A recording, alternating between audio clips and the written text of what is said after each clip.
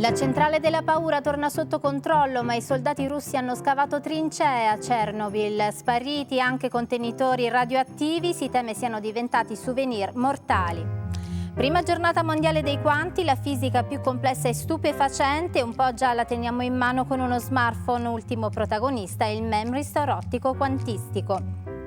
Un'applicazione per tenere sotto controllo l'impollinazione di api e lepidotteri funziona in tutta Italia. I primi test in Puglia, nel Parco Nazionale dell'Alta Murgia. Buon pomeriggio dal telegiornale della scienza e dell'ambiente. Come ragazzini che non sanno dove sono e cosa stanno facendo, i soldati russi a Chernobyl hanno scavato trincee tra materiali altamente radioattivi. Forse si sono anche presi qualche souvenir che farebbe impazzire un contatore Geiger. Ora la centrale è tornata sotto il controllo delle autorità ucraine, nessun rischio paragonabile a quelli del 1986. Però, Cinzia Di Cianni. A 36 anni da uno dei più gravi incidenti